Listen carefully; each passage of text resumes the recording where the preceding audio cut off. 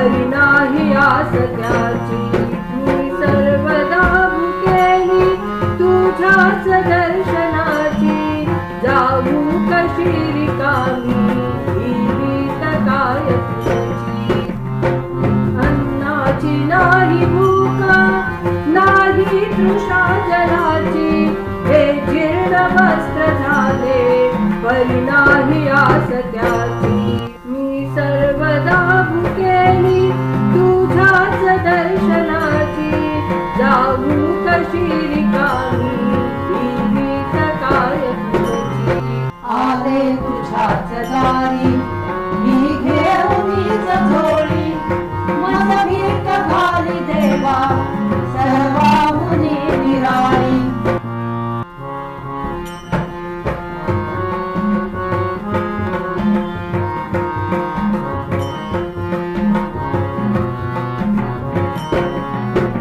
मी भक्त नाही देवा सेवा कशी करावी, परी अंतरात माझ्या मूर्ती तुझी रहावी.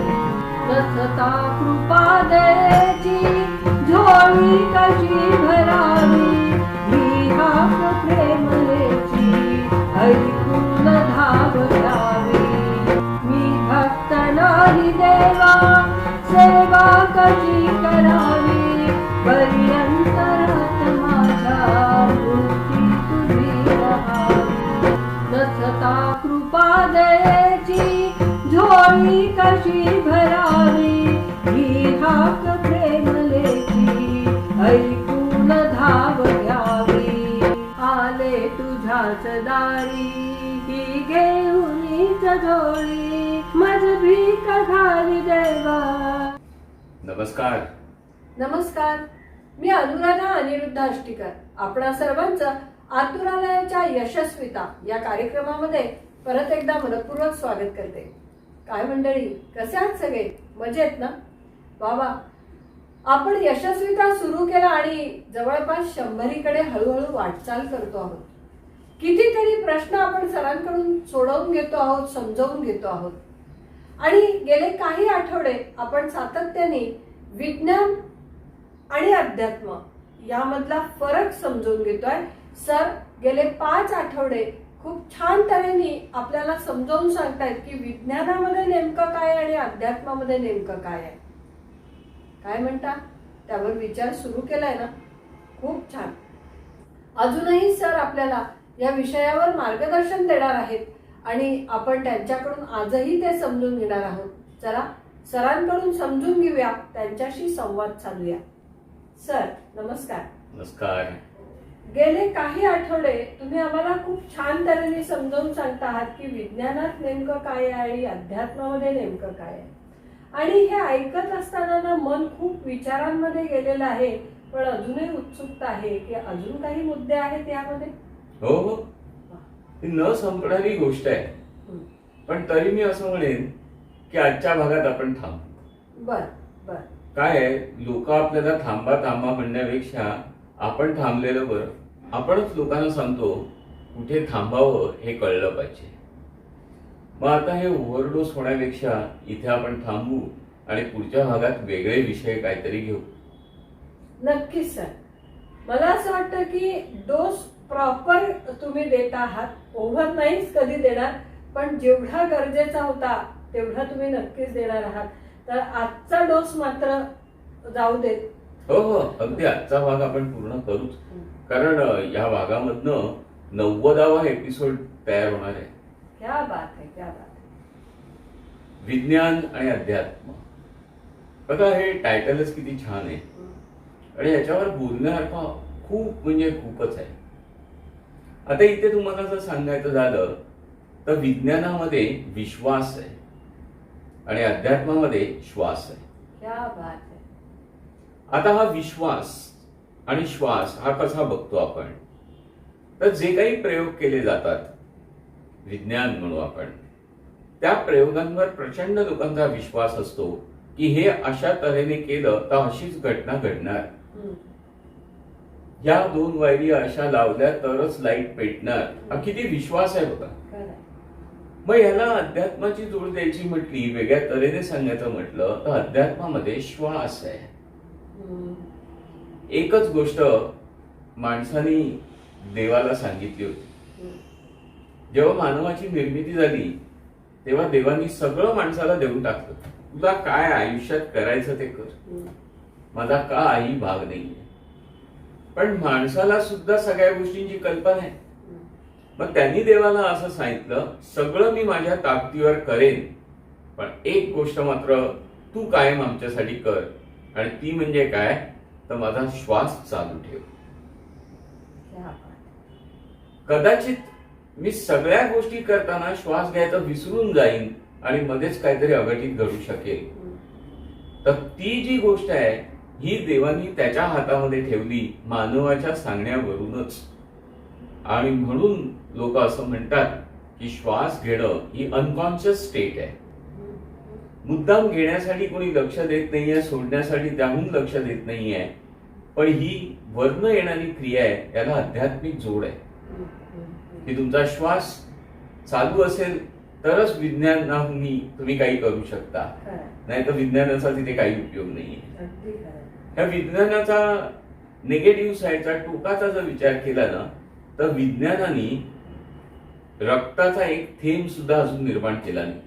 बरोबर. म्हणजे कुठेतरी विज्ञानाला लिमिटेशन्स आहेत, पण अध्यात्माला लिमिटेशन्स नाही. वास्ट आहे. तुम्ही जितकं कराल तितकं थोडं आहे. आणि ते थोडं म्हणताना सुद्धा तुम्ही जे प्रयत्न करता त्याचे रिझल्ट सुद्धा तुम्हाला तो देऊन जातो. या अध्यात्माचा भाग फार महत्वाचा आहे. आता पुढे जाऊन अजून काही भाग सांगायचा म्हटला, बघा विज्ञानामुळे कार्याला चालना मिळते आणि अध्यात्मामध्ये स्वधर्माला चालना मिळते. जी काही कार्य आपण करतोय, इकडे फिरतो, ही वस्तू आणतो, ही गोष्ट करतो, हे सगळं काय हे विज्ञानाने प्रगत केलेलं आहे. बाह्य गोष्टींची निर्मिती विज्ञानाने खूप चांगली केली. पण ह्या सगळ्यांनी काय तर माणसाची प्रगती होत गेली, माणसाला त्या गोष्टी आवडायला लागल्या, माणूस त्याच्या अधीन झाला आणि विज्ञान फार मोठ्या संख्येने पुढे आलं. आता इथे अध्यात्मामध्ये जर म्हटलं तर स्वधर्माला चालना मिळते. आता तुम्ही म्हणाल स्वधर्म म्हणजे काय? अगदी छान आहे. तुम्ही जगायचं कसं, कर्मानुसार तुम्ही वागायचं कसं, हे जेव्हा आपण शिकतो की माझी कर्म काय आहेत आणि ती पॉझिटिव्ह कशी होत जातील, या विचारांनी जेव्हा आपण जगायला शिकतो, पुढे काम करायला शिकतो ना, तो स्वधर्म आहे. धर्म वेगळा नाहीच आहे. मी मला स्वतःला किती बंधनात टाकतो, किती गोष्टी मी अध्यात्मासाठी करतो आणि किती लोकांना मी दिवसभरामध्ये दुखवत नाही, हा स्वधर्म आहे. आता याचा आढावा जरी रोज संध्याकाळी घेतला ना तरी लक्षात येईल की नकळतपणे 2-3 जणांची मनं दुखावलेली आहेत. हा स्वधर्म नाहीये. अध्यात्मामध्ये तुम्ही कुठेतरी कमी पडलात. आणि सायन्सचा भाग म्हटलात तर तो असं म्हणतो तुम्हाला प्रगती करायची आहे तर दुसऱ्याच्या डोक्यावर पाय दिलाच पाहिजे. जे दोघांमध्ये किती फरक आहे बघा. हा म्हणतो दुखवू नका आणि तो म्हणतो दुखावल्याशिवाय तुम्ही पुढे जाणार नाही. ह्या दोन गोष्टींमधला फरक सतत आपल्याला जाणवत राहतो. तुम्ही आयुष्यामध्ये कसंही बघा, काहीही करायला जा, पण तुम्हाला हे फरक लक्षात घेऊन काम करायचंय. कशा तऱ्हेने प्रगती करायची आहे हा ज्यांनी त्यांनी विचार करावा. आता अजून पुढे जाऊन तुम्हाला सांगतो. तर विज्ञानामध्ये स्वार्थ असतो आणि अध्यात्मामध्ये परमार्थ असतो. स्वार्थ तर आपल्याला माहिती आहे, पण खरंच तुम्हाला सांगतो स्वार्थाशिवाय काही घडूच शकत नाही. माणूस हा असा प्राणी आहे ना की तो प्रचंड स्वार्थी असला पाहिजे तर त्याला ध्येयापर्यंत जाता येतं. हा विज्ञानाचा भाग त्याला स्वार्थापर्यंत सहज घेऊन जातो. आता इथे आपण म्हटलं अध्यात्म, तर अध्यात्मामध्ये परमार्थ असतो. परमार्थ म्हणजे काय तर साधनेची अशी पायरी तुम्ही गाठा की तुम्ही स्वतःचं अस्तित्व विसरून लोकांसाठी काम करायला सुरुवात करता. कोणाला काही मदत लागली तर सहज तुम्ही अवेलेबल आहात. आता हे विज्ञानवाले नाही करत. विज्ञानवाले म्हणतील जाऊन तिथे मला काय फायदा आहे का, मला काही मिळणार आहे का, कारण तिथे स्वार्थच फक्त आहे. आणि अध्यात्मामध्ये आहे ना हा परमार्थच आहे. लोकांसाठी जे काही आपण लोकांसाठी करतो त्याचं बेनिफिट नकळत आपल्याला मिळून जातं. अगदी तुम्हाला सांगतो, 4 लोकांना तुम्ही मदत केली, आर्थिक नाही मदत, त्यांच्या वेळेला धावपळ केली, त्यांना हवी असलेली वस्तू त्यावेळेला अवेलेबल करून दिली, तर त्यांचे जे काही आशीर्वाद मिळतात ना, हाच परमार्थ. क्या बात आहे. मग ती एक सेवा होऊन जाते आपल्याकडनं, आणि आपल्याला ज्या वेळेला ह्याची सवय लागते त्यावेळेला तो आनंद विलक्षण असतो. मी कोणासाठी काहीतरी करतोय, फक्त काळजी घ्यायची आहे, हा अहंकार नाही वाढला पाहिजे. खरंय, खरंय. मग हे कधी होऊ शकतं, तर साधनेमध्ये इतके विलीन व्हा की तो अहंकार येणारच नाही तुमच्याकडे. आता इथे तुम्ही नेहमीप्रमाणे म्हणाल, सर ऐकायला खूप सोपं आहे, पण करायला तसं कठीणच आहे. अगदी करायचं म्हणतो आपण, पण तो कुठेतरी अहंकार थोडासा येतोच. साधनेचा सुद्धा अहंकार येतो. हो. अगदी साधनेचे अहंकार झालेले लोक कैक आहेत माझ्या माहितीत, की मी एवढा जप केला, मी एवढी साधना करतो, रोज माझी बैठक एवढी असते, असंख्य गोष्टी आहेत, पण हे लोकांसाठी नाहीच आहे ना. लोकांना जेव्हा तुम्ही सांगता माझी साधना चांगली आहे, त्यावेळेला ती 0 लेवलला आहे. काही नाही आहे, नव्याने सुरुवात करा, कारण तो अहंकार आहे तुम्हाला. मग ती साधना धरली जाणार नाहीये. साधना अशी पाहिजे की मी काय करतोय हे कोणाला कळलंच नाही पाहिजे, तर ती साधना. आता पुढे जाऊन तुम्हाला अजून सांगायचं झालं, विज्ञानामुळे क्षणिक आनंद मिळतो आणि अध्यात्मामध्ये कायमस्वरूपी आनंद असतो. क्षणिक आनंद म्हणजे काय, तर तुम्ही एखादी गोष्ट केली, एखादा प्रोजेक्ट पूर्ण केला, तर तुम्हाला त्यावेळेला काय आनंद वाटेल. पण इथे संपलं का सगळं, तर नाही, पुढचं काम आठवतं. अगदी नॉर्मल माणसाप्रमाणे जर विचार केला तर आजचा दिवसाचा आनंद खूप छान होता, कारण आज माझा दिवस चांगला गेला, आज माझी कामं चांगली झाली. उद्या सकाळी उठल्यानंतर काय तसाच दिवस असेल असं काही नाही. मग हा क्षणिक आनंद टिकतो.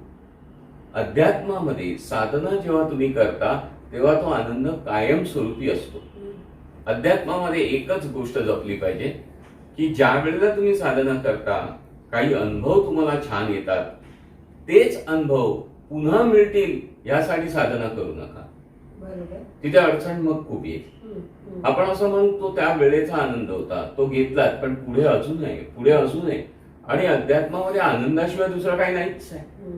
त्रास माणसाच्या आयुष्यात जर नको असेल तर त्याने साधनेमध्ये मग्न व्हावं. आता पुढे अजून सांगतो, विज्ञानामुळे जीवनाला गती मिळते, कारण स्पीड आहे तिथे. मला हे करायचं आहे, हे करायचं आहे, इथे जायचं आहे, अमुक आहे, आणि या सगळ्या गोष्टींसाठी विज्ञान तुम्हाला निश्चित मदत करतं. पण अध्यात्मामुळे जीवनाला दिशा मिळते. बघा, एखादं काम करायचं असलं तर द्विधा मनस्थिती असते. विज्ञान तुम्हाला दोन्ही मार्गाचे एंड सांगू शकेल, पण कोणत्या मार्गावर जा हे सांगता येणार नाही. अध्यात्म हेच सांगतो की तुमची दिशा कुठे आहे. ती कदाचित खडतर असेल, पण पुढे ती आनंदाचीच असू शकते. तर इथे आपण म्हणतो की अध्यात्मामध्ये जेव्हा तुम्ही रमता, आध्यात्मिक साधनेमध्ये काही प्रगती करता, त्यावेळेला जीवनाला दिशा मिळणं हे फार महत्वाचं असतं, आणि ती मिळून जाते आपल्या आयुष्यामध्ये. तर हे सोपी टेक्निक्स आहेत की अध्यात्म काय करतं, विज्ञान काय करतं, आणि हे न संपणारं गणित आहे. जे माणसाचे जसे आयुष्यामध्ये असंख्य प्रश्न आहेत ना, तसं विज्ञान आणि अध्यात्म याची तुलना करण्यासाठी असंख्य गोष्टी आहेत.